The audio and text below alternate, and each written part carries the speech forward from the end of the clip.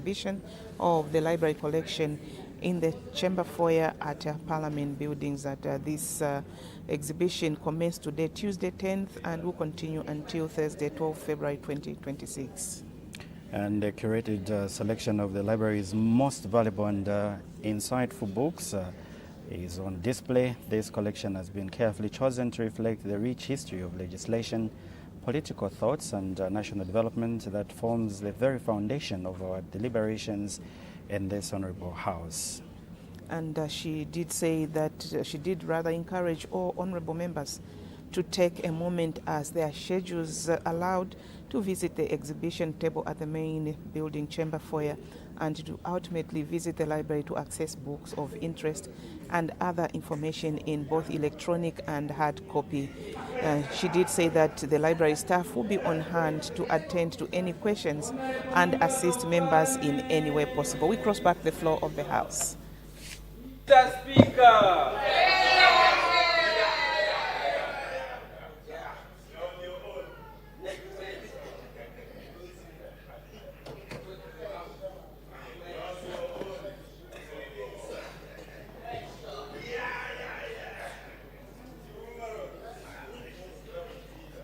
Good afternoon. You are watching Parliament Television, and the business of the House is yet to resume as soon as a quorum has been constituted. It is a requirement that 1/3 of the members of Parliament have to be in the House in order for business to resume. So once the quorum is constituted, business resumes and members of Parliament are getting back to the chambers. The bell keeps on ringing outside there. And we were talking about some of the announcements that were rendered on the floor of the House just at the time business began at 14:30. And the other announcement came from the Madam Speaker, where she recognized the presence in the public gallery of pupils and teachers from Lumbo Secondary School in Gwembe District. And the other announcement that was made by Madam Speaker was to recognize the presence in the public gallery of District and Constituent Executive Committee members of the United Party for National Development, UPND, from Livingstone District. And on behalf of the National Assembly of Zambia, Madam Speaker did warmly welcome the visitors to the National Assembly of Zambia. Yes, and there was a ministerial statement that was rendered by the Minister of Energy, and he did update the House on the electricity situation in the country. And the minister did say that the government has put in place a deliberate and well-coordinated measures aimed at safeguarding the country's energy and security both now and into the future. He did say that government's policy direction is anchored on three key priorities, and these are to stabilize electricity supply to households, businesses, industry, and essential public services, and also to diversify and expand the national electricity mix over the medium to long term to enhance resilience and to achieve universal access to clean, sustainable, and reliable energy for all Zambians by the year 2030. And the minister did further update the House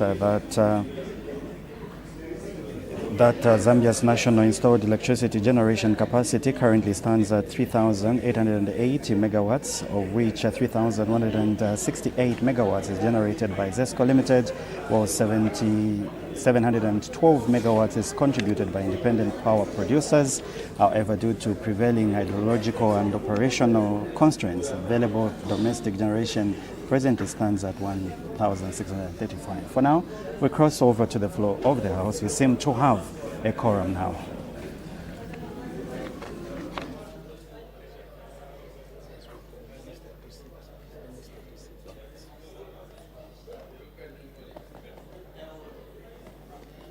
Order. When business was suspended, the House was considering the motion moved by Her Honor, the Vice President, that this House presses on record its thanks to His Excellency, Mr. John Dlamini Mahama, President of the Republic of Ghana, on his special address to the House, and the Honourable Member Fonkana was about to start debating. May the Honourable Member continue.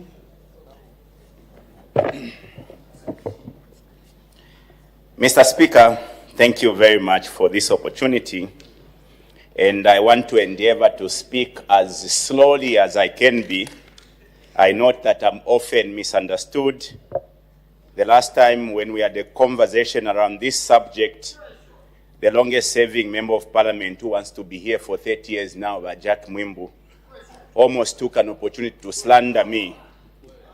Mr. Speaker, last week, President John Dramani Mahama addressed this House with an emphasis on the beautiful relationship that has existed between Ghana and Zambia. And he stressed that it is our responsibility, this generation's responsibility. I don't know if Jack is in that generation. It is the responsibility of this generation to translate our two countries' solidarity and political will into concrete economic and social dividends for our people. He further remarked, Mr. Speaker, that our two forefathers, Dr. Kenneth Kaunda and Kwame Nkrumah, had secured independence for our two countries. It therefore remains our fight, meaning this generation, for the economic transformation and prosperity for our people. Now, Mr. Speaker, further to his statement, President Mahama remarked that the geopolitics have shifted. Oftentimes, the aid that we have received from economic giants is shrinking. I couple this with a recent statement that was made by the ambassador of the US to Zambia, who remarked that the US will no longer be giving aid. Order. May you debate the president's address?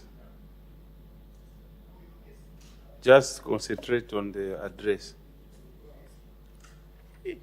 Because knowing you, you may start talking about things. Mr. Speaker, may you proceed? Mr. Speaker, President Mahama emphasized the need for Africa to stop depending on aid. Time has come for Africa to look to itself for its own survival. He emphasized the need for Africa to exploit its own resources for its own survival. He, in fact, stated, Mr. Speaker, that Ghana has chosen execution over excuses. It therefore implies that we as a country, Mr. Speaker, cannot continue to give excuses. To our friends who are in the executive today, they cannot continue to place blame on those that have been or have ruled this country before them. It is time for them to begin to find solution, relying on the abundance of the minerals that God has blessed us. I think that is the emphasis that President Mahama, gave. Further, Mr. Speaker, President Mahama stresses that Ghana has taken advantage of its own minerals. Remember, Ghana and Zambia relies heavily on its mineral endowments. Just like Ghana, Zambia today faces one of a problem that Ghana was confronted with in many years ago, that of illegal gold mining. When you go to Ghana, there's a famous term called galamsees in reference to illegal gold miners. Just last year, in April, Ghana passed a law that established the Ghana Gold Company that now oversees the trade and management of gold resources. It is from that that we draw lesson from. Because, Mr. Speaker, we don't live in an island. We now live in a global village where we can learn from best practices. What we draw as lesson from Ghana is our friend were confronted with a similar problem that we have now. Never did the Ghanaian leadership open fire on their citizens. Interestingly, today, Jack Mwimbu sent officers to go and open Honorable fire. member, May you take your seat? Honorable members, why do we like veering off? Let's ensure that our debate is factual. I know we seek public attention, but you know, it's better we are factual, you know, than, you know, you are saying, you know, people were fired at. You know, it's not good. You know, I think I've guided you several times, now and before. So I think you can just confine your debates to the President's address and avoid veering off, because the next thing I can tell you, you may proceed. Mr. Speaker, the President of Ghana stressed on how Ghana has dealt with the problem they had of illegal gold mining. We have a similar problem. Like Ghana, soldiers were sent to go and help manage illegal miners in Ghana. But theirs was confined to them providing security. You wish to know, Mr. Speaker, the biggest issue now in Ghana is that all the locals who were otherwise referred to as illegal miners have now been drafted into a program where all the locals are the ones who actually does the mining. And every cell is restricted to go through the gold board. The lesson we draw from that is that we have a similar problem. Our army commander has been deployed to go and help curb illegal mining in areas where there's gold discovered. Was that part of his speech? Yay. Mr. Speaker. Restrict your speech to... Was he talking about the commandant or the commander? Mr. Speaker, what is a debate, Mr. Speaker Naimwe? Honorable member, Mr. Speaker, what is a debate? May you take your seat? That is what this is a debate, Mr. May Speaker. you take your seat? This is a speech. May you take your seat, honorable member? You know, let's avoid being excited. Because if you try to use the situation that is prevailing in Ghana, Zambia is not Ghana, Ghana is not Zambia. We've got our own parameters that we use to arrest our own situations. So you can't exactly use what Ghana did. As much as we live in a global village, our situation, our state here is different from Ghana. And what would find fit as Zambians, immediately we will implement. Honorable member, what is your problem? And avoid, you know, talking back at me, you know. It's not good. And that language you're using is not a Zambian official language. You know it yourself. You see. You may proceed as guided.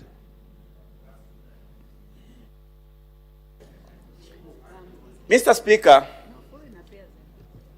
the President of Ghana emphasizes on the separation of the arms of government, meaning the executive must be independent of the judiciary as well as the legislature. The system that exists in Ghana is a system that exists here, even here in this country. Mr. Speaker,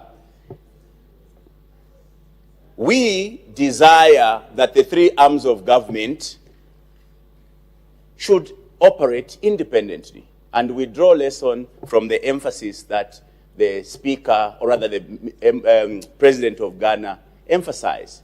He remarked in his address, as stated by Barack Obama, that Africa does not need strong men. Africa needs strong institutions. Not only do we need strong institutions, we need a complete separation of these three arms of government. Mr. Speaker, it is completely unforgivable for, as an example, a presiding officer to dance to celebrate Honorable member, may you take your seat? Take your seat. What kind of a human being are you?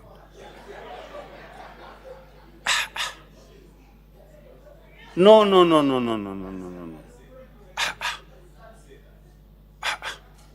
I'll end up giving you days if you continue.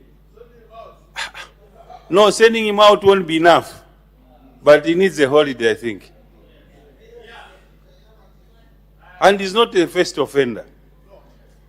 Knowing very well he's been in the house for a long time, he knows that 2 weeks won't be enough, maybe a month to rest. You see? Let's behave responsibly. The Honorable Member for Chienge.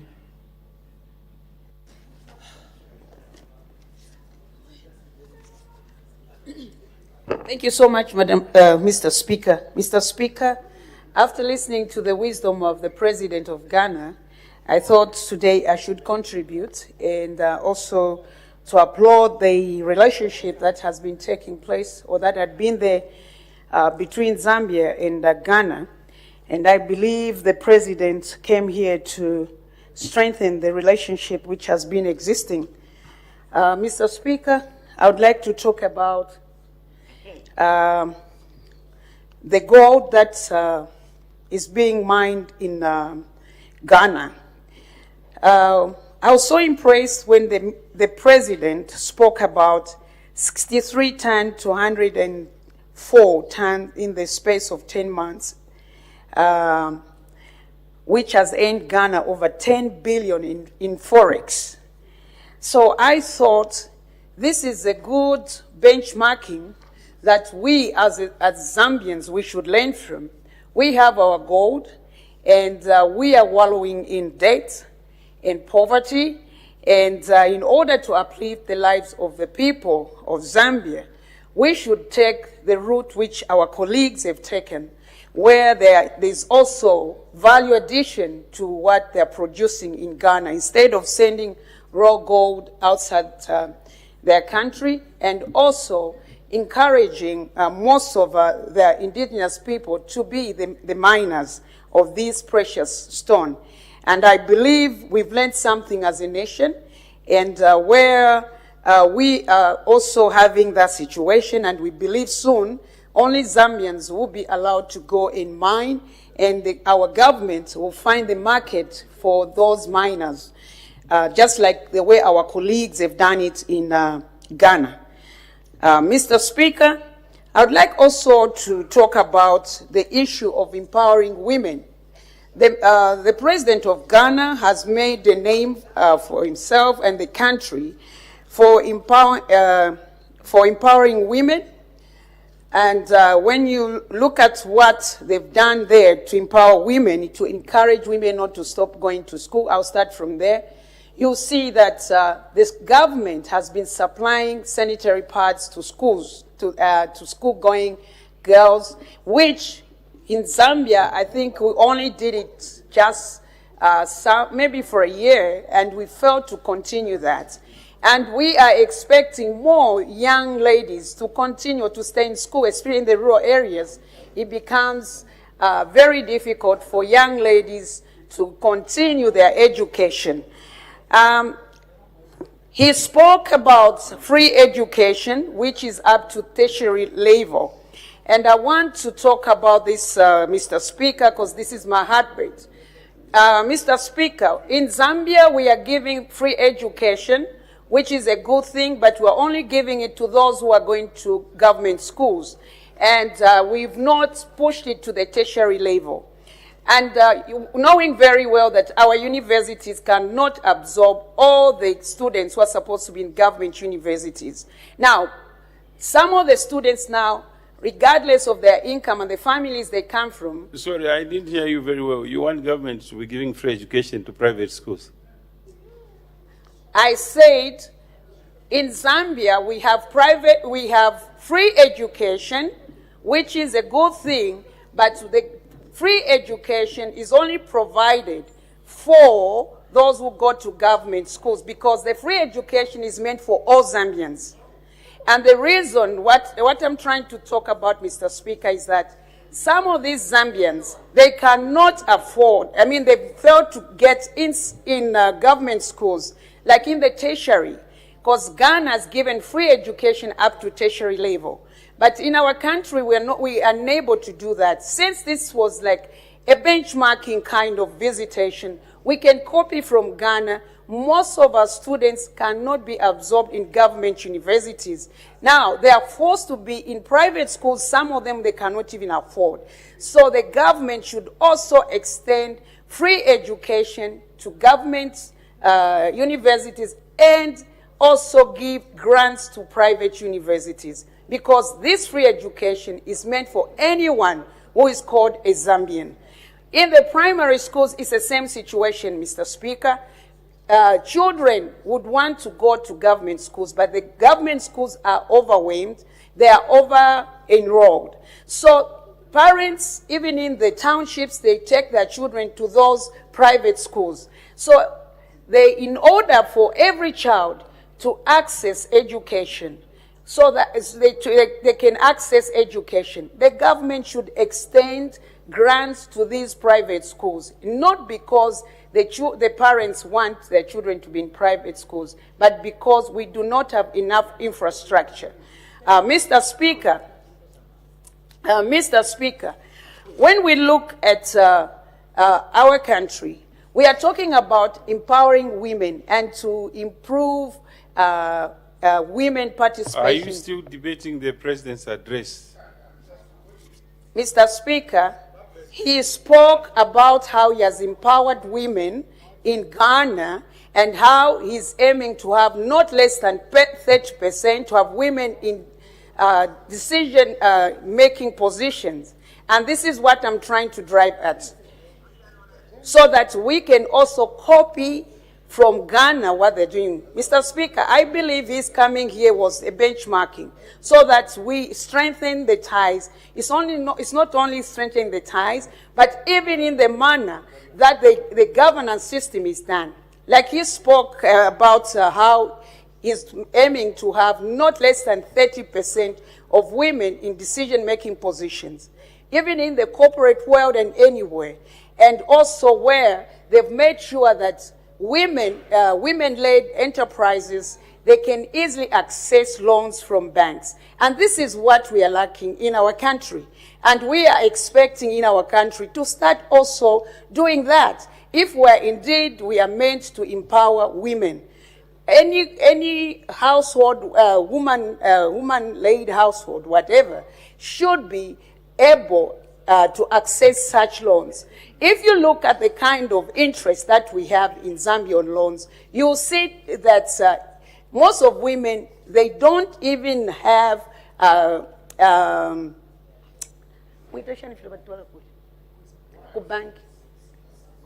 collaterals. Thank you.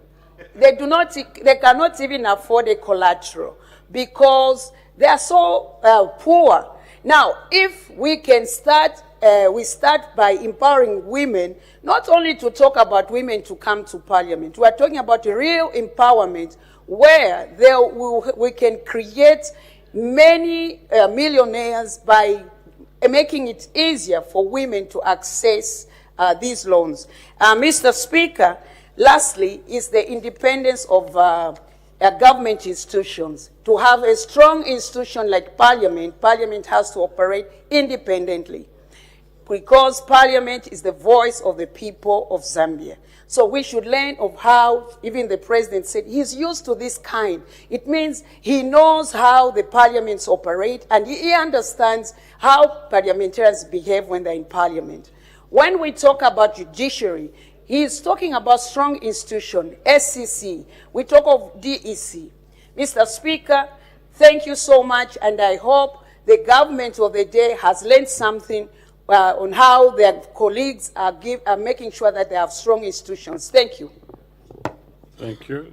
The Honourable Member for the Kulu East.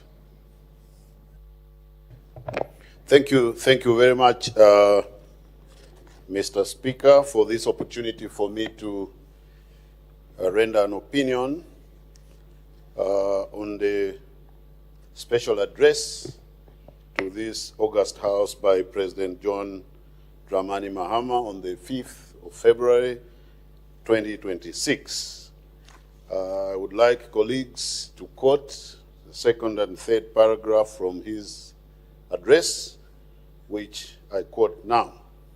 This visit reaffirms the enduring bonds of friendship and solidarity between Ghana and Zambia, bonds forged during the historic struggle for Africa's political emancipation under the visionary leadership of our founding fathers, Dr. Kwame Nkrumah and Dr. Kenneth David Kaunda. Their shared Pan-African conviction, sacrifice, and courage laid the foundation upon which our two nations and indeed our continent continue to build. Ghana's historic support for Zambia's liberation struggle is well documented, and generations of Zambian freedom fighters were shaped by the Pan-African ideals nurtured at institutions such as the Kwame Nkrumah Ideological Institute in Winneba. Today, our friendship remains rooted in mutual respect, shared democratic values, and a common aspiration for peace, development, and African dignity. End of quote. Mr. Speaker, President Dramani came to Zambia on invitation from his counterpart, President Hakainde Hichilema. Contrary to what my colleagues are saying, he did not come here on his own to come and lecture us on the various aspects that our colleagues are talking about. He was a special guest of the state, and I want to applaud the choice of President Hakainde in selecting Ghana, in particular President Dramani, to come and visit this country. Please bear in mind that it's only like minds that can attract. So all those tenets that you are talking about, whether in the mining sector, in fact, there were 8 MOUs that were signed in various sectors of our economy to translate the visions of Kenneth Kaunda and Kwame Nkrumah. Remember that Nkrumah believed that total independence or independence is meaningless without economic emancipation. He believed in that philosophy very strongly. And because 2 of our leaders, Kenneth Kaunda and Nkrumah, gave birth to this independence, it was therefore, still is necessary, that we must move to the next step of delivering prosperity to Africans. And this is what Dramani and Hakainde Hichilema are doing, as all of you have noted. Now, remember that Ghana has traditionally played a very important role in Africa's liberation. In fact, Kenneth Kaunda and Nkrumah, apart from their philosophy in liberation, they also gave a cultural identity. I don't know how many of you know that the toga, or that piece of cloth which Kenneth Kaunda used to wear in the early days, was actually a gift from Kwame Nkrumah. Some of the members in here used to wear that, like Xavier Chimba from Kasama. And so when he arrived wearing another very important traditional dress, the fugu, it also meant that he was translating the cultural identity of Kwame Nkrumah on the African continent and to here in Zambia. In fact, I recall when we went for CPI, I tried to buy that fugu, but my colleague Singombe is not here. He said, where will you be wearing this thing when you get back to Zambia? So basically what you are seeing is a cultural renaissance, but also an economic renaissance to translate the vision of Nkrumah and Kenneth Kaunda into economic emancipation. There is absolutely nothing strange. There is absolutely nothing to frown upon. What is there is to gain in translating these various visions. Many others, including Kapwepwe, they used to put on all those things because of the influence of Mr. Nkrumah. So basically, this visit is as it should be. It strengthens the bonds and ties that we have together with Ghana. it also seeks to take it further to deliver value and prosperity to Zambians. Because what is the point of being free but we are still under economic bondage? In any case, the two countries share great similarities. We all inherited economies at one point which were fractured. We have restructured them under the G20 common framework. Our exchange rates are doing very well. Our economies are doing very well. Growth is being achieved in both sides. We are both mining powerhouses. We are both discovering gold and learning from each other. So shared learning is part and parcel of governance to translate Nkrumah's vision. Now, colleagues, I want to urge you to take it up further. The president has set a tone together with his colleague. It remains for all of us to catch that vision at various levels to ensure that we translate these strong bonds between Ghana and Zambia. Honorable Minister of Sports, let us see friendly matches being organized with the Black Stars of Ghana. Accra Hearts of Oak, Asante Kotoko. Let's see delegations of members of parliament visiting our colleagues in the Ghana National Assembly. Honorable Minister of Information, you are a very good football player and volleyball player.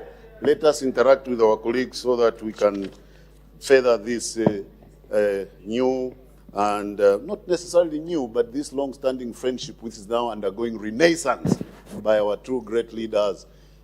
See, colleagues, the president has been on point, repeatedly saying that what we need now is intra-Africa trade.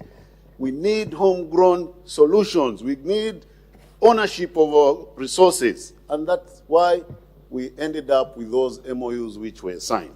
Lastly, Mr. Speaker, I've always wondered why the Ghana International Airport is called Kotoko International Airport. I would have thought that to honor Mr. Nkrumah further, whose status transcends between the borders of Ghana, that airport should be renamed Kwame Nkrumah International Airport. I think that's my contribution to the debate as to why that airport continues to be called Kotoka International Airport, at the expense of meddling into the internal affairs, but I think Kwame Nkrumah is beyond Ghana only. And I think our colleagues need to do more to honor him by renaming that airport. So, colleagues, I support this motion. I support the choice of Dramani by our president, and we hope to see more of such visionaries to translate Kwame Nkrumah's and Kaunda's vision into economic emancipation for our people. Thank you. Thank you. The Honourable Member from Pika. Thank you so much, Mr. Speaker, for this opportunity to add the voice of the people of Mpika to this very important subject, Mr. Speaker. And let me begin by thanking the Right Honourable Madam Speaker for having given an opportunity to the visiting head of state to address the August House, and where he projected his vision. And I'm sure, Mr. Speaker, the reason why he spoke to us is for us here in Zambia to pick best practices and implement for the betterment of our country and Africa at large. Mr. Speaker, in his speech, the President of Ghana spoke about how his government is empowering women. And to that effect, Mr. Speaker, he has created a Women Development Bank. This is a very important institution, Mr. Speaker, as its key role is to empower women who want to venture in various business aspects, Mr. Speaker. And I wish this could be reciprocated even here, where we can have a bank dedicated to the empowerment of women and youths, Mr. Speaker. Mr. Speaker, also, we can have a bank dedicated to the development of the agriculture sector, like it was in the past, where we had the Rima Bank. This will be a very important institution, Mr. Speaker, to save the farmers and give loans to the farmers, which they can use for the procurement of farming inputs, procurement of farming equipment, and it can actually accelerate the development of the agriculture sector.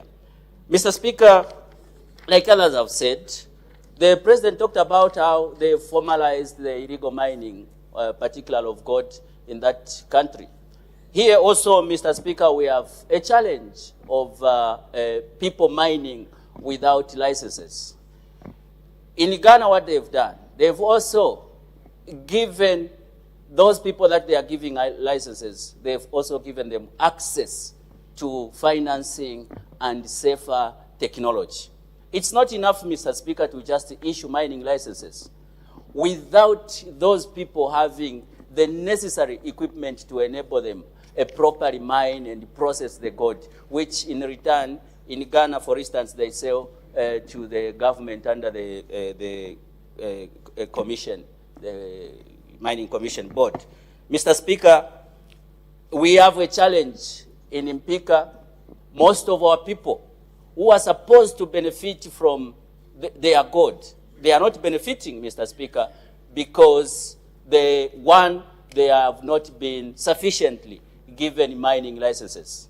Mr. Speaker, acquiring a mining license in our country is way too expensive for ordinary citizens such as those from Mpika. They have to travel from Mpika to come and acquire a mining license from Cadastre. The cost associated with their traveling, lodging, and everything can be cut, Mr. Speaker, if the government decided to decentralize the artisanal mining licensing system.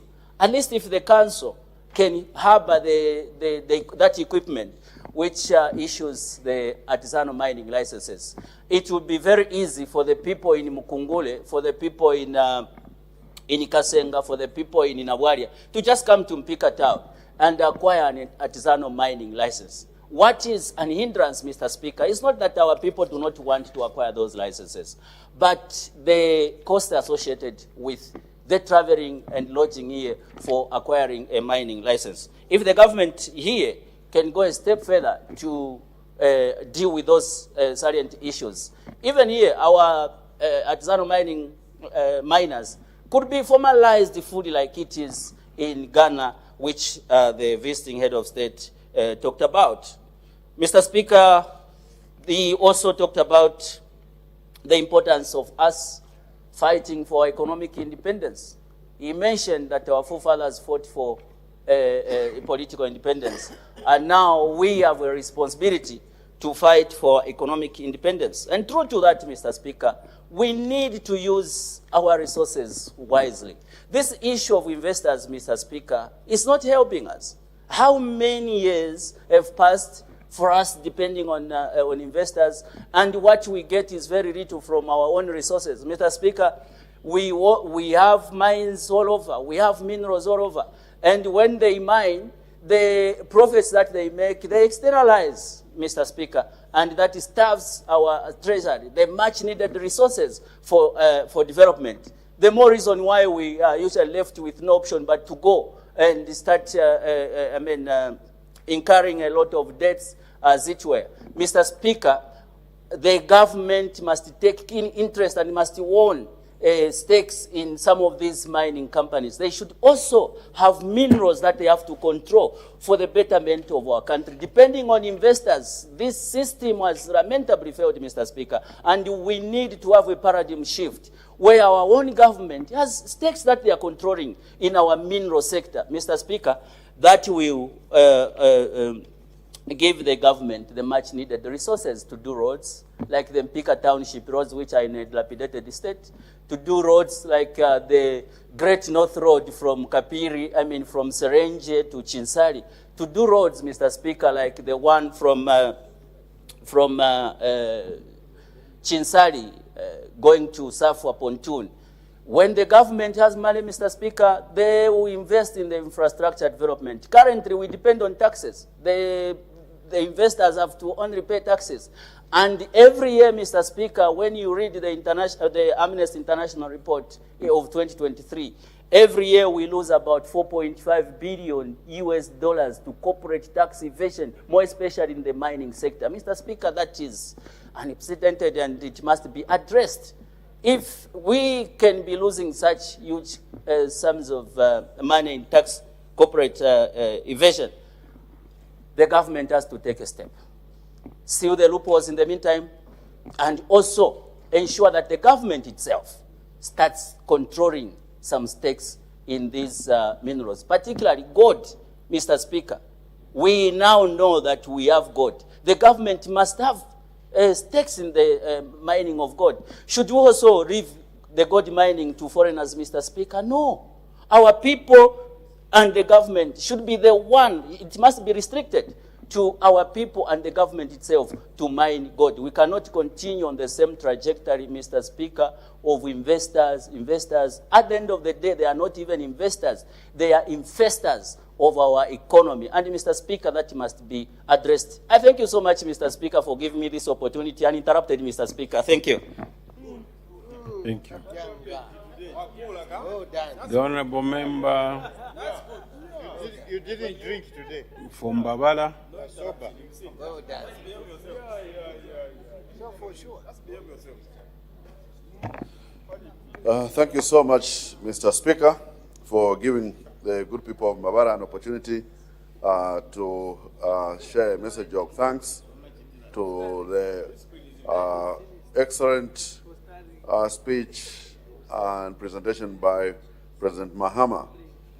And we wish to thank the Speaker indeed for inviting President Mahama to address this august House, on which His Excellency emphasized the historical relationship between Zambia and Ghana, which we all mostly aware of, as well as the deepening political friendship and also economic partnership. That we must translate the historic solidarity and political goodwill into concrete economic and social dividends for our people, from political independence to economic independence. And I think this trajectory is showing a very similar nature between Ghana and Zambia in the way we have moved our democracies since independence, when we learned from each other, and to the time of democratization of Africa, when Ghana moved on into democracy shortly after Zambia had attained the Third Republic, and into the current developments where both countries have been on the same economic development program. And the program has shown similar results in both countries, with the growth locally, lots of jobs created, both in Ghana and here through the New Dawn government, as ably led by His Excellency President Hakainde Hichilema, dropping inflation rates like we saw, Ghana 24 to 3.6%, and here from 24 to 9.4%, both single-digit figures, as well as the good reserves, and as well as the best performing currencies.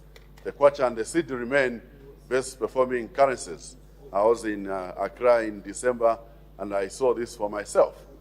And I've seen continued goodwill by the two countries, even under economic diplomacy, now scrapping visas so that the two countries can strengthen their integration on the development and partnership.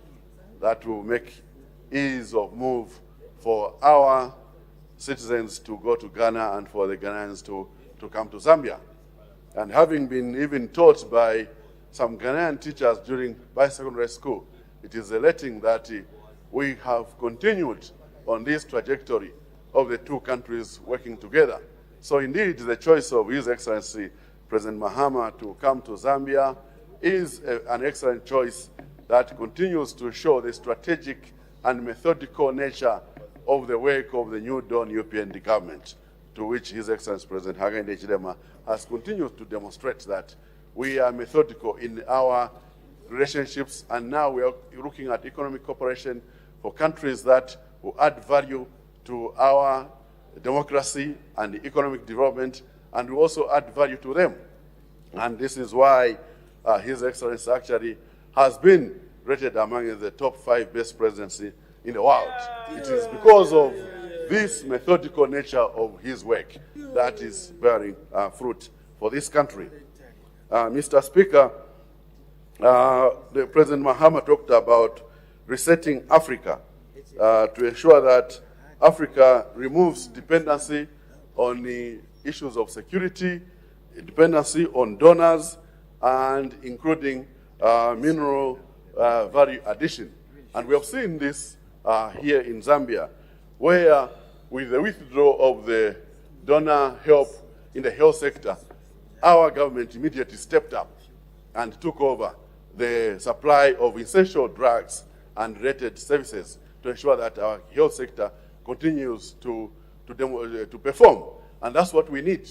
And we need, through, for example, the Africa Medicines Authority, AMA, we need to continue that integration for Africa to get strong on our health of our people, because we can only get the economic dividend of our booming young population if we've got a health population, a health youth, which is skilled, as every indicated by President Mahama, and which is productive and educated. Then we get the economic dividend. And that is what Ghana and Zambia are aiming for. And we want to see this continue to being pushed by the two countries. Mr. Speaker, the President also talked about good governance, and he talked about good governance and leadership, and indeed talked about strengthening institutions and not strong individuals.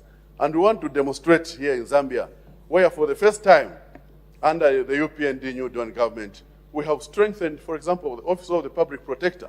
For the first time, it's in 6 provinces. Those are good governance institutions, working on maladministration and ensuring that citizens get a value of what the government is demonstrating. We have seen an increase in the budget to the anti-corruption and other law enforcement agencies. For the first time, their budgets are tripled or threefold and the like. Mr. Speaker, that is the emphasis to ensure that these institutions deliver for the people of Zambia. And indeed, President Mahama was on point, and we are actually on point here by ensuring that we are just doing just that to strengthen these institutions. Unfortunately, some citizens, when these institutions follow them, they start calling it persecution. But these are the same institutions they are calling for to be strengthened, Mr. Speaker. So when we strengthen these institutions, we are not persecuting anybody. They are pursuing criminals, Mr. Speaker. And so criminals must be dealt with by these strong institutions. And that's why we are putting more money, more resources in those strong institutions so that they can pursue these criminals who are owning 79 vehicles. Can you imagine that kind of growth? 79 vehicles by one person. Even if you want the surety. That's why somebody has written at Wufontini. I don't know, that means being so greedy, you know, so many properties and the like. The insatiable appetite for property and many other things that do not help the country, Mr. Speaker. So we must continue to strengthen these institutions and continue to input on them. Mr. Speaker, the people of Mbabara, the people in Mangunza, in Mwanancheu, Kabanze, Mayobo, Magwatuba, are very, very happy with the speech by President Mahama, and will continue to see good in this speech as it transforms into joint development for the two countries that are working together, including in many areas that he emphasized, such as gender diversity and others. I thank you, and we support the speech. Thank you, Honorable Member. The Honorable Member for Chairman North. Thank you, Mr. Speaker, for according me this rare opportunity to add my voice on this very, very important speech, which was delivered to this August House by President Mahama. Mr. Speaker, I can describe the speech as quite very brief and very, very rich. In short, I can easily describe it as a watershed speech. Mr. Speaker, the history of Zambia and Ghana will be incomplete if we do not mention or salute the immense contribution the two founding fathers contributed to their two countries and also the Africa at large. The two leaders established a solid foundation of Pan-African solidarity. Mr. Speaker, today Ghana and Zambia are standing tall. Why are they standing tall? They are standing tall because they are standing on the shoulders of Dr. Kwame Nkrumah and Dr. Kenneth Kaunda. And since then, Mr. Speaker, the relationship between the two countries has grown from strength to strength, focused on trade, investment, and the freedom of people between the two countries.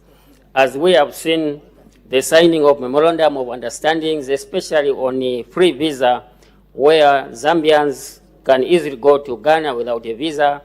The Ghanaians can come to Zambia also without a visa. I think that is a landmark achievement.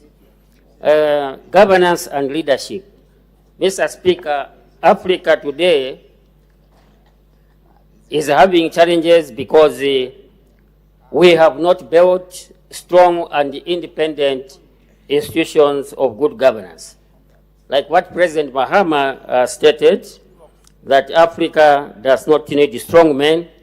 And indeed, on 11th July 2009, President Obama addressed the Ghanaian Parliament in Accra, where he challenged Africa that we don't need strong presidents, but we need strong institutions of good governance. And I think this is where we have missed it as a country. We want to have strong presidents who can control even three arms of government, which should not be the case at all.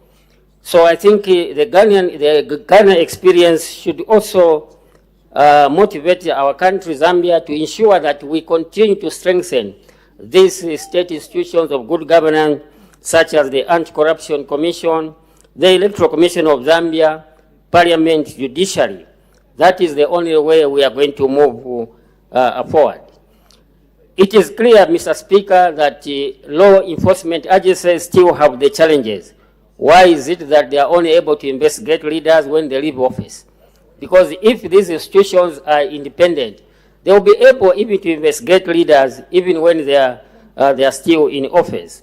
So in my view, I think that is a wake-up call for us as a country, us as members of parliament, to continue to bring laws which strengthen these state institutions of good governance.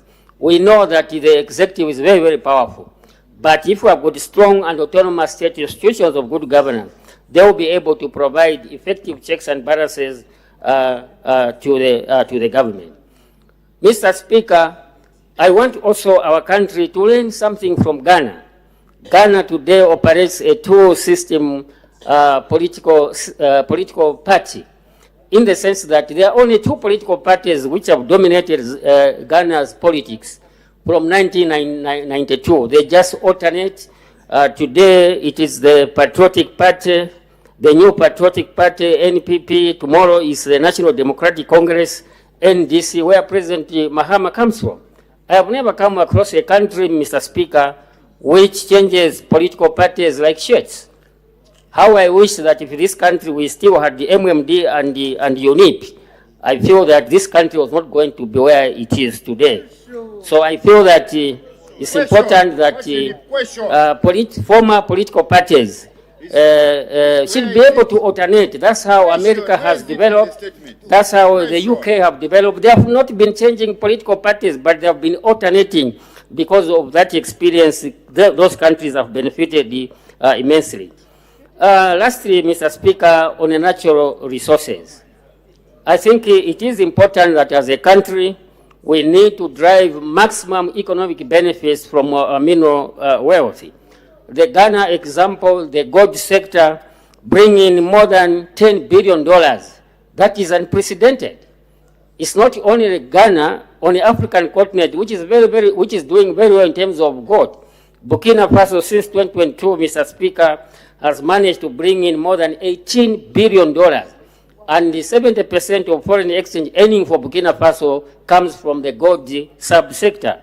So I believe that also as a country, we can ensure that the state should take a leading role by increasing shareholding in the mining sector for this country to drive maximum economic benefits. Mr. Speaker, with those few words, I want to end by stating that we need to undertake industrial revolution. Dr. Kenneth Kaunda and UNIP built a very strong industrial base, which was destroyed. And as long as we don't come up with the industries fighting poverty, unemployment will still be a pipe dream. Dr. Kaunda came up with Ndola Copper Refinery. The reason was that we must add value to our minerals. Today, copper is always being transported on our roads, going to Beira, going to Durban, destroying our roads, instead of adding value to our minerals in this country. So we hope that with that visit by the Ghanaian president, I think it will open doors of economic opportunities for this country to achieve total economic independence. So with these few remarks, I support the motion. Thank you. The Honourable Member for Kafue.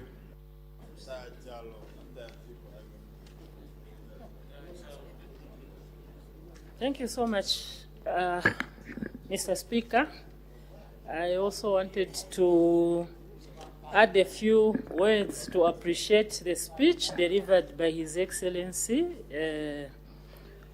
Dr. John Mahama, President of Ghana. I was particularly excited, actually, to learn of his visit, Mr. Speaker, because in one of my previous debates, either in this House or in the Pan-African Parliament, I had actually called on ourselves to learn some few lessons from Ghana. So when I heard that Ghana was actually in our parliament, I thought, we needed to commend government for having taken that initiative of facilitating for the coming of His Excellency so that we could share and compare a few notes. The 8 MOUs, that came out of this visit are an indication of Zambia's willingness to collaborate with its African countries, fellow African countries, in order to collaborate and trade as partners, as the call has been, that time has come for even Africa to do trade within itself before we can even look outside. Indeed, I was inspired, by the speech, Mr. Speaker, which reminded us about our obligation and responsibility to translate the historic solidarity and political goodwill into concrete economic and social dividends for our peoples. I'm quoting from the speech. We were reminded that our forefathers, won us the independence, and now it was our duty to actually transform our economies and bring prosperity for our people. I thought that was a very good, reminder for all of us who sit here as leaders to look into how we would really do some work for our people as opposed, to giving lip service. The economic transformation story of Ghana was very, very encouraging, Mr. Speaker, and I saw a lot of commonalities, indeed, with what is happening in Zambia. And I could only say, indeed, the like attracts the like, because talk about the economic indicators, how the Ghanaian cedi is faring well against the United States dollar, which is also the case in our Zambian situation, the issues of inflation that is under control, indeed, we are moving together, and there's a lot that we can share with Ghana. The President reminded us also about the importance of harnessing the demographic dividend. This has been a call, even from the African Union, that we need to do a lot more, especially for our youths, whom we acknowledge, that they are still facing the challenge of unemployment, that they need to be skilled so that they can indeed employ themselves in the scarcity of formal jobs. And this is the way to go for Africa. He reminded us about the AU African theme of 2025, is something to do with justice and reparation for the African people. And indeed, the African Union and the Pan-African Parliament spent a lot of time last year focusing on this theme, and I see Ghana here calling for solidarity from Zambia to support the agenda when they actually, take this matter to the UN Security Council. And as far as I'm concerned, this is a noble cause that we should be able to stand by with Ghana, with whom we share so much in common from the time of our struggles for independence, and even now as we are trying to carve, an economic path for the two countries. So those are just a few remarks, Mr. Speaker, that I thought I would recite from the speech, which indeed came at the right time to encourage us so that we can move side by side as African countries towards a common African agenda. I thank you, Mr. Speaker. Thank you. The Honorable Member for Bonamkubwa is not here. Honorable Member for Lunte. Question.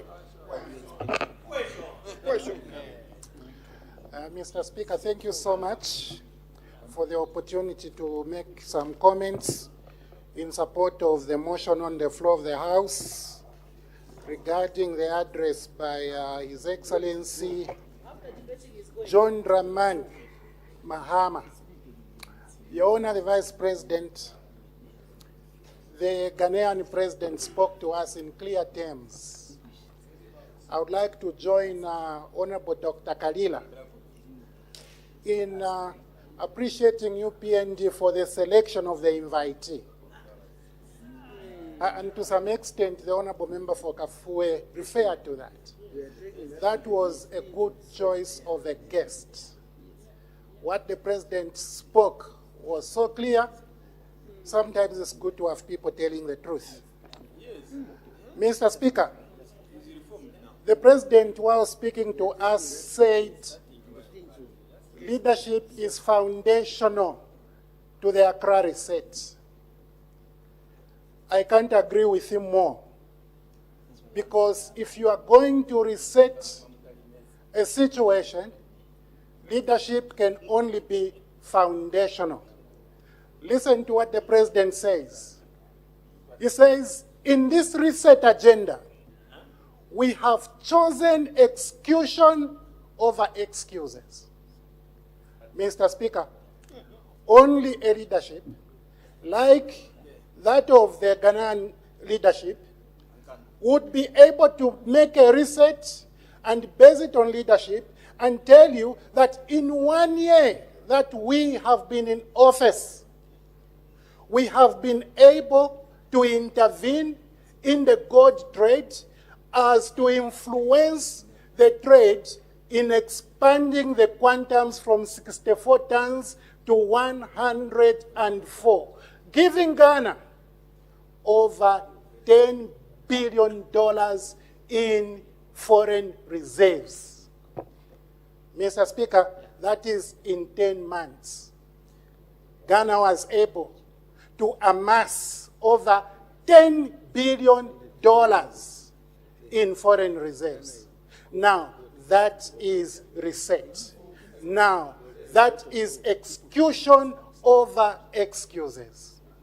Mr. Speaker, I love it when the President says, Not only this success in 10 months, but he will come round and tell you, listen, in 1 year from 2024, end of 2024, to the end of 2025, we have reduced inflation from 23.4 to 5.4%. Now, Mr. Speaker, 1 year is not 2 years.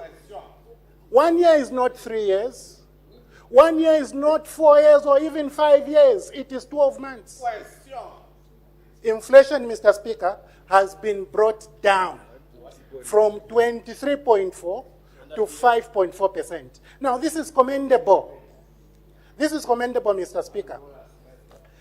I am clear in saying that those are the addresses we must offer opportunity. And when my honorable colleague from Kafue, or was it from Kafue or somebody else, said, let's thank Madam Speaker for allowing the president to come and speak here, I join that view, because if Madam Speaker did not allow the president to speak in this assembly, we would not be here praising the president for telling us that let us end parceling of large concessions for speculation. Now, this is reset. You cannot parcel concessions, Mr. Speaker, and concessions both in Ghana and in Zambia abound. You can't parcel them for speculation. You've got to parcel meaningful concessions which benefit not only concessionaires, but also the indigenous people. Mr. Speaker, I will not give any example. Both the PF and the UPNG know the current concessions. I will not give an example. Which PF? Mr. Speaker, Which faction? Mr. Speaker, encourage indigenous firms to participate in extractive industry, says the president who has done so. And because of doing so, economic flows are already happening in his country.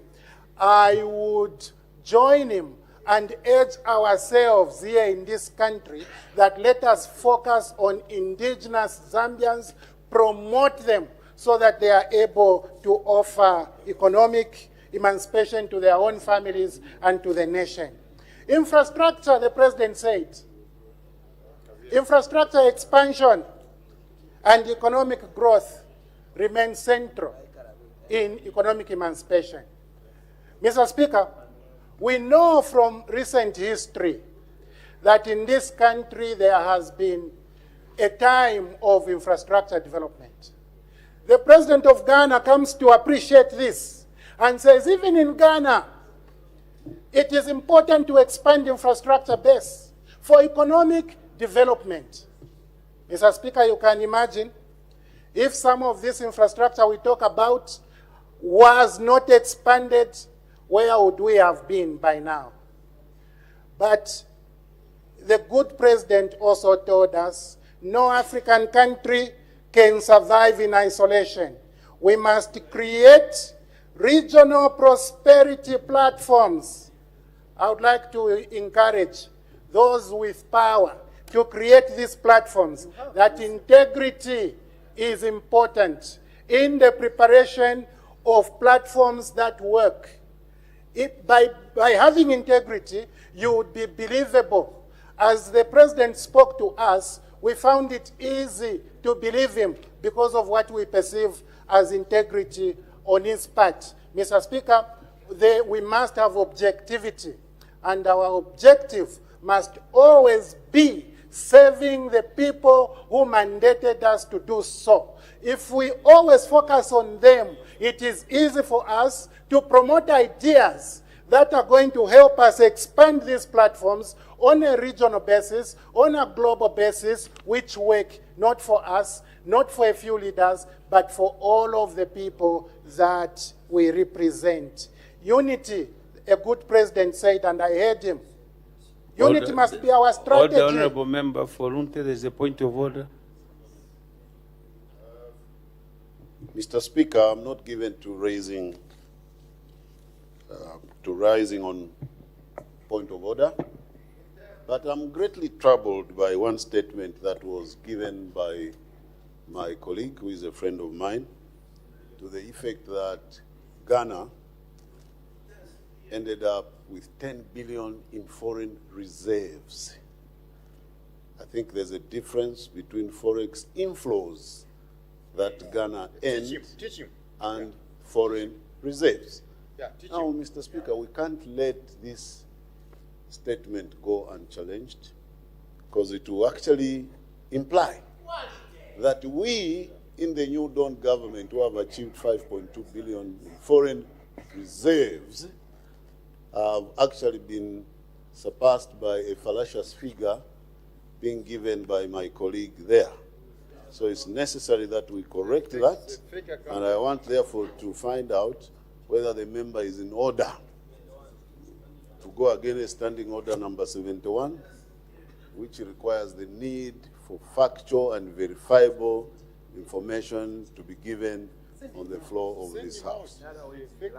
So I seek your serious ruling as to whether the member is on point to indicate that Ghana earned 10 billion in foreign reserves when it was foreign inflows as a result of the sale of gold.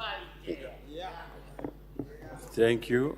I think the honorable member for Unte, you have to be very, very factual. There's a distinction between the sales and the foreign reserves. What culminates into foreign reserves, it's a different issue. The sales are a different issue. And the head of state spoke about the sales, which is different from our position. The position of Zambia of foreign reserves is a consolidated position. So I think let's ensure that we are factual. Whatever we say is verifiable. So it's completely out of order. Completely out of order. Send him out. Yes. So you may proceed, especially that it's an international debate. It's completely out of order. You may proceed. Mr. Speaker, Ghana's foreign reserves end of December of last year stood at $13.8 billion. It's a 10 billion I mentioned is even a less amount. However, unity must be a strategy, not just a slogan. This is what a good president told us. And I would like to urge all of us here that unity in our own country ought to be a strategy. Mr. Speaker, not just a slogan. Thank you, sir. Thank you, honorable member. You can go now. The honorable member for Kanchiria. You can now leave the House. Thank you so much, Mr. Speaker. Mr. Speaker, allow me to debate in support of the motion of thanks and to commend the President of the Republic of Ghana for speaking to us as a family. Mr. Speaker, I know that there's been reference to the many issues and items that the Ghanaian president had addressed himself to, but allow me to probably comment on the quotation made by the Ghanaian president, quoting the former U.S. President Barack Obama, and the extent to which it has gone to excite the body politic in this country.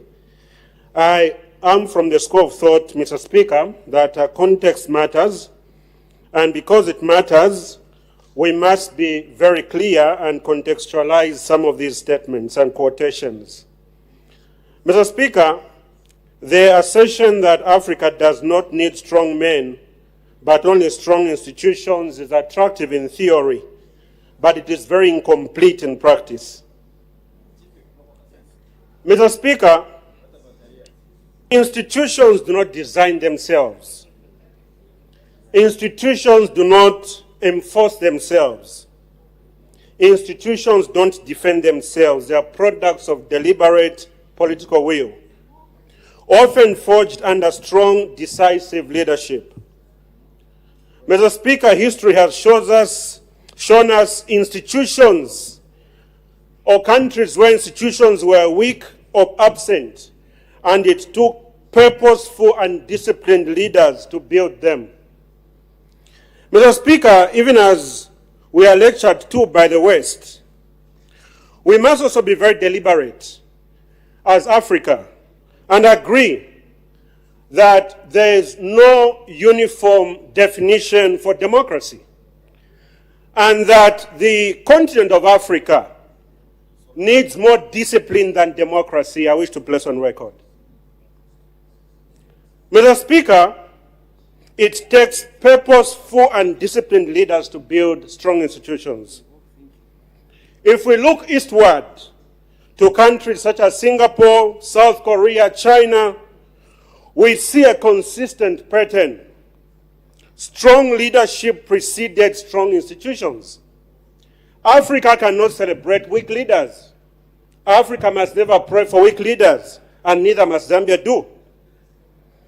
Leaders like Lee Kuan Yew of Singapore did not undermine strong institutions, but he created them. He strengthened them. He strengthened the civil service, enforced the rule of law, and insulated governance from corruption and mediocrity. So Africa's challenge, Mr. Speaker, is not the presence of strong leaders. It is the absence of leaders whose strength is directed towards institution building and visionary leadership, and that is what we must be talking about. So we cannot just celebrate weak leadership in the name of democracy, because we know that weak leadership produces paralysis, it produces capture, it produces decay. So strong leadership, Mr. Speaker, and strong institutions are not contradictory. They are complementary and they are sequential. Even when the West, Mr. Speaker, speaks to us, and I don't want to waste all the time, that Africa does not need strong leaders, it needs strong institutions. Their prescription is not that Africa then must celebrate weak leadership, because we know that weak leadership is given to corruption. Weak leadership is void of meritocracy. Under weak leadership, service delivery is compromised. Under weak leadership, the vision, sustaining the vision becomes a problem, because where there is no vision, as the words of Scripture will say, people cast off restraint. And so it is our submission, Mr. Speaker, that in agreeing with the many issues that the Ghanaian president had spoken to, it is also just very important that as Africa, as Zambia, we remind ourselves that ours, as we are lectured to by the West, ours is not to embrace and celebrate weak leadership. As a matter of fact, and for purposes of repetition, it is our submission that Africa needs more discipline than democracy. And not only Africa, Zambia too. I submit, Mr. Speaker. The Honourable Member for Solwezi East. Thank you very much, Mr. Speaker, for giving the people of Solwezi East Mushindamo District to add a voice on the national address by His Excellency Mr. John Mahama. Mr. Speaker, for the people of Solwezi East, I consider this speech as a smart speech.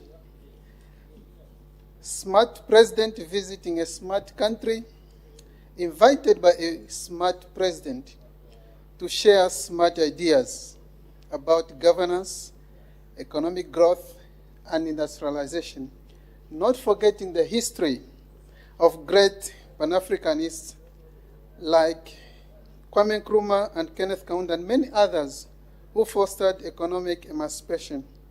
Mr. Speaker, in his address, the President Mahama talked about economic sovereignty, urging African leaders to move beyond political will to secure genuine economic emancipation. In his address, he addressed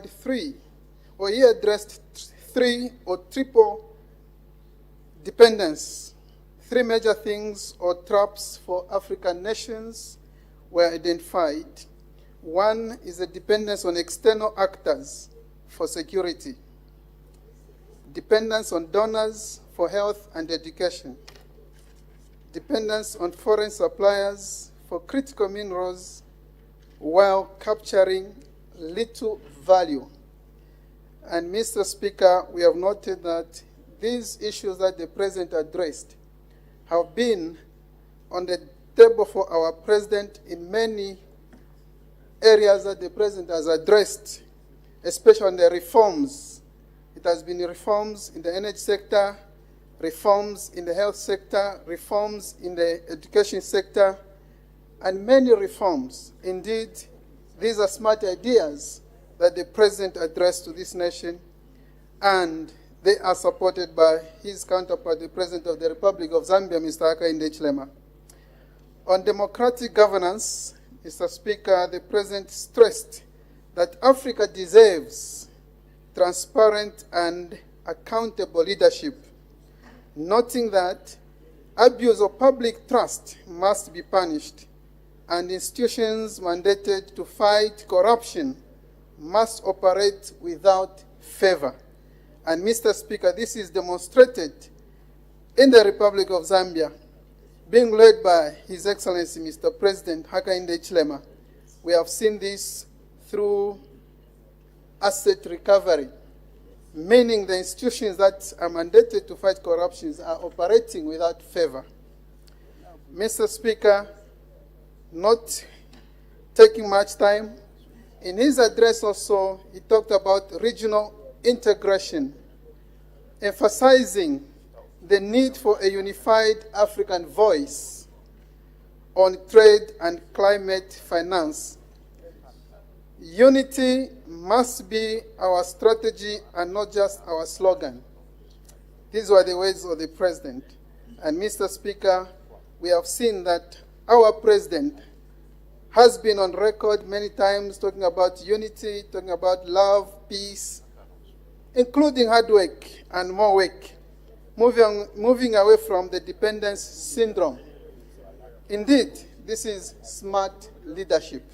So in supporting this motion of thanks, Mr. Speaker, the people of Solwezi East indeed appreciate the President for inviting His Excellency President Mahama to this country, indeed sharing that wonderful vision and the scores that Ghana has achieved.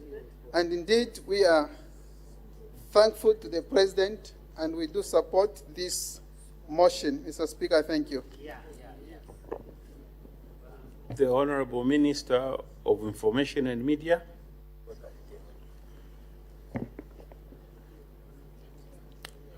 Thank you, Mr. Speaker, for the opportunity to add my voice in support of the motion that is before the floor of the House. And let me begin, Mr. Speaker, by thanking His Excellency President Hakainde Hichilema for a well-thought-out invitation of President Dr. Mahama to come and visit Zambia, and in this particular regard, that the President of Ghana addressed the National Assembly of Zambia. And his speech, Mr. Speaker, was so insightful. It spoke side by side with what is happening here in Zambia as it is happening in Ghana. Allow me, Mr. Speaker, as I indulge, to ventilate on a few issues relating to that particular speech, to recognize the statements that have been made by some of the colleagues on your left. Honorable Mutachalo, it's unfortunate that after his debate he has left, has made a very exciting but hair-raising proposal in terms of the Zambian political context that he is and would have held a view that two political parties should be alternating power. Yes, I agree with him to the extent that one of the two that must be there is UPND. Because of its delivery record, because of having a president who has walked the talk, and because of changing the economic fortunes of this country from the doldrums of squalor, from failure to pay international balance of payment responsibilities to debt restructuring, to now where we are, having the Kwacha being one of the best performing on the continent and having an economy soaring in the midst of a region whose economies are faced with challenges. So, that statement by Honorable Mutayachalo, I agree with it to the extent that he is referring to UPND. As to another political party, there is none this far. Because the next immediate past, Mr. Speaker, its legacy is tainted and steeped in violence, in gassing, in corruption, in divisive language. So therefore, that proposal by Honorable Mutayachalo cannot be sustained insofar as it relates to the previous administration. Let me also respond to my colleague, Honorable Kafwaya, who has sought to create an innuendo that the Ghanaian economy has performed far much better in terms of inflation, moving from about 24% to now about 5%. I would like to indicate, Mr. Speaker, that in 2011, the inflation was not what it was at 2021. For instance, Mr. Speaker, even the dollar in 2011 was at, per dollar was about 6.5. By 2021, we all know where it was. So Honorable Kafwaya should be the last one to make such comparisons, because they are the ones who have brought us to this quagmire and malaise the country finds itself stuck, but President Hakainde Hichilema is pulling it out of it. So we must be mindful the things we say when we are debating here on the floor of the House, that we must be factual. Mr. Speaker, I was also interested with the comments that the MP from Pika made relating to and appreciating the empowerment programs and being put in place as espoused by the President of Ghana, appreciating that which is happening in Ghana and refusing to appreciate what is happening in Pika and Zambia. What type of politics is this, Mr. Speaker? Because here in this country, Mr. Speaker, we know that President Hakainde Hichilema and his New Dawn administration and the alliance partners have implemented programs that have empowered women in a more meaningful way, starting with the introduction of universal education, otherwise known as free education, which allows women-headed households to be able to send their children to school. That is an empowerment, so that we give our children an inheritance, one which is going to equate them to anybody else, regardless of where they were born and with what social status or economic status. Mr. Speaker, in this country, we know that the majority of the beneficiaries of social cash transfer is women. And in this just ended season of disaster, we saw that women, Mr. Speaker, were given preferential treatment, especially those who are pregnant. They were given extra called emergency social cash transfer. That is empowerment for women. We have seen under the leadership of President Hakainde Hichilema market booster loans, CEEC loans, CDF grants, and also CDF loans without discrimination, youth empowerment. Mr. Speaker, we also have in this country Association of Women in Mining being supported by government. Mr. Speaker, we also know that in this country, in terms of Article 173 and 259, at law, we recognize 50-50% representation of women in critical decision positions, so that they sit around a decision-making table to decide their empowerment programs and not just be given by another.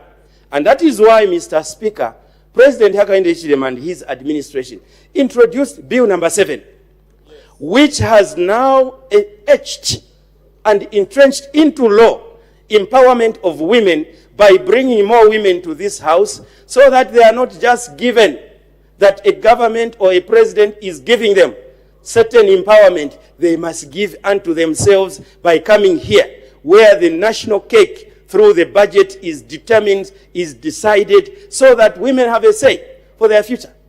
I'm surprised, Mr. Speaker, that people who were opposed to Bill number 7 today want to talk about women empowerment. Women empowerment, the real women empowerment does not reside in what women are given, either as money or resources or opportunity. It is the ability to decide their fate by coming to this house to determine the future and course of their participation in national government and sharing of national resources. This is what this particular President Hakainde Hichilema, has brought to the table. From now on, government will not be doing women favors. Women will be deciding because the law says so. Mr. Speaker, I thank you for the opportunity. Thank you. Her Honor, the Vice President, wind up debate.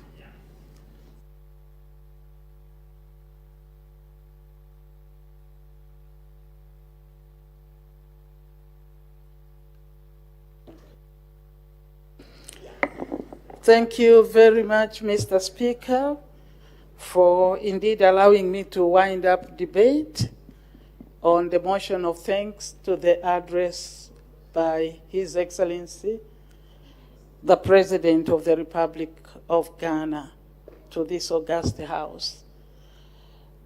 I gave my remarks as to what the delivery was in this House. But after listening to this august House, all I can say is thank you. It shows that there was a lot of clarity in what was given to the House. Indeed, in making comments to the address, we have seen diverse ways. The only thing I can say, Mr. Speaker, is that we are grateful that the President of the Republic of Ghana, at the invitation of the President of this Republic, the Republic of Zambia, accepted to come and also put in this part that is addressing this august House. So much to learn when you listen to somebody. Somebody here said they are like mind, they are on the same trajectory. Yes, coming from different levels on the economy, different levels on social part, different levels of political space. But I think what I get here is appreciation of the speech from both sides of this House. Different interpretation, but we all see that it is important. I believe that when the President spoke, it was for us to learn things from there, but not to compete. Because sometimes we want to pick like it is a competition. He didn't come to compete. He came to give us what they are doing. And I believe that he went away with his team with things that we are doing here. So what are the good things? I think that's what we carry. The style may be different. For example, the last speaker has talked of empowerment. And yet the other side talked of empowerment like the way you are doing it is wrong. No. Every environment has its own way. They may have a bank for empowerment of women. But if you look at this country, just chatting here, is to say the empowerment part of this government under President Hakainde Hichilema is something we have not put together. We see the empowerment in different, sitting in different places, and therefore we don't realize that your budget is actually a pro-poor budget. It's more of a social budget for this term of the President's office. There is so much. So much has been done on the economic side. You may talk of the percentage of inflation, or indeed you are talking of the reserve and so on. The reserve itself has gone in Zambia, has grown. It's not about comparison. It's how much have we done also. It is a space, Mr. President, that we should be proud. And indeed, the coming of the President of Ghana gave us encouragement, inspiration, that we are going the right direction. We are going the right direction. There is something we admire there, that's good. But let us also continue. If there is something we can borrow or copy, that's fine. But don't start making comparisons that are not even based on facts. You start basing it on your own opinion.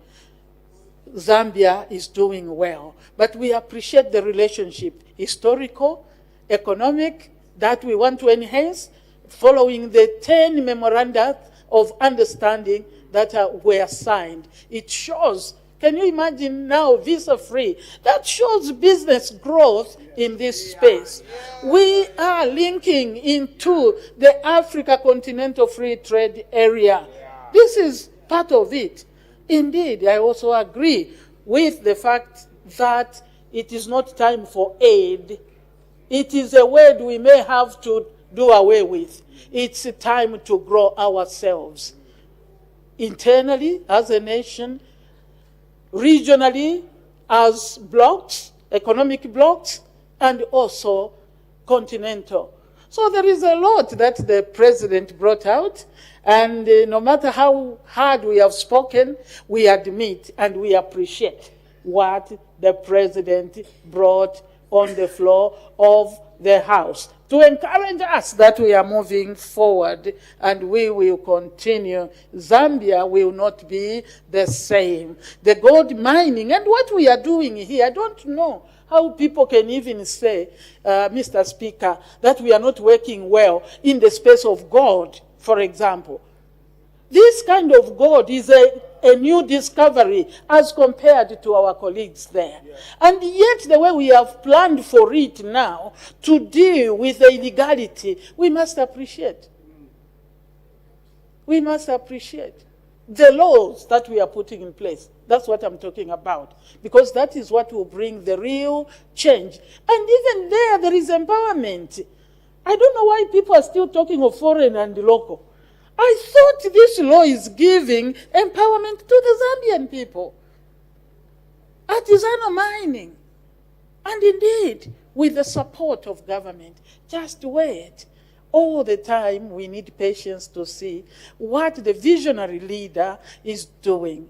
The economic sector will not be the same.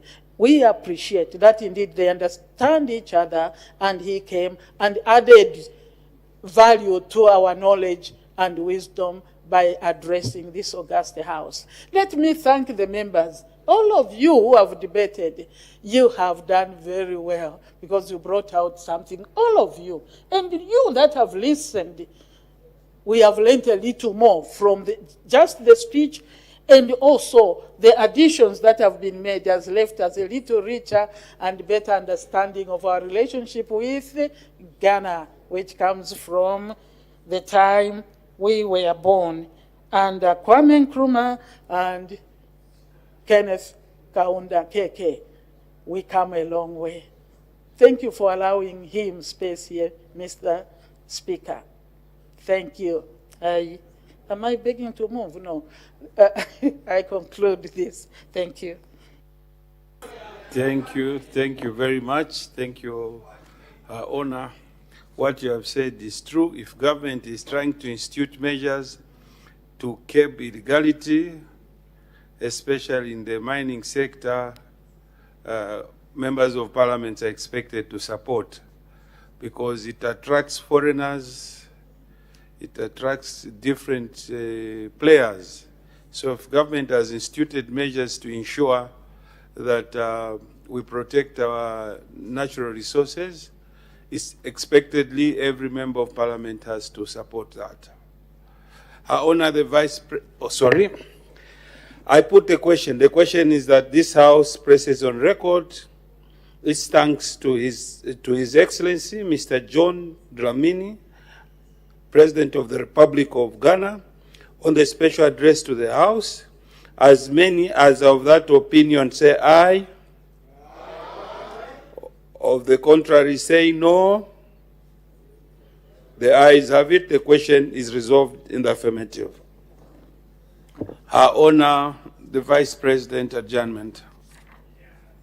Mr. Speaker, I beg to move that the House now adjourns. The question is that the House now adjourns. Any debate, any objection? The question is agreed to. The House is now adjourned.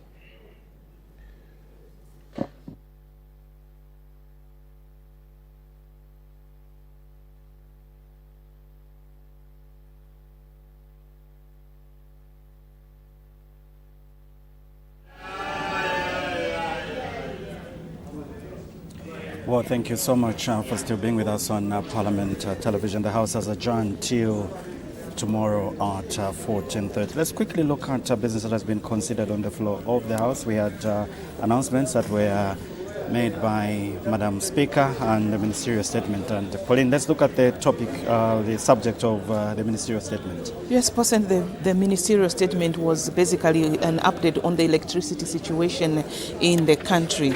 And after that, the House went on to consider questions for oral answer, understanding order 82. There was one, and understanding order 80. There were 5 questions. However, one question did lapse because the Member of Parliament was not in the House at the time the question came for consideration.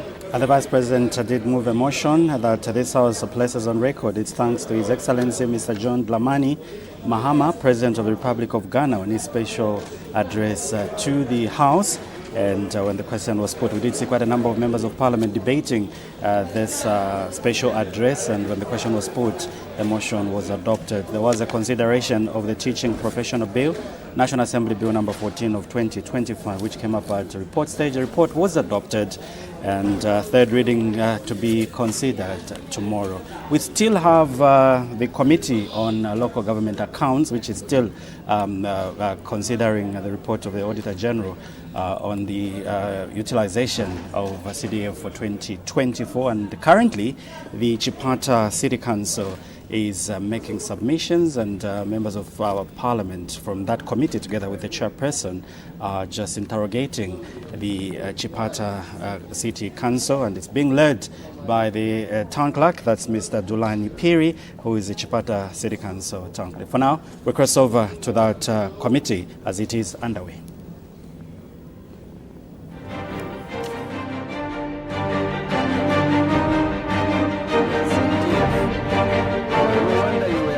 To say I'm the one who is going to take it. Yes. Which magic exactly? Chair, you may wish to know where we are coming from. I think we had challenges of overspending. I think in the previous sittings we used to see negative overspending on this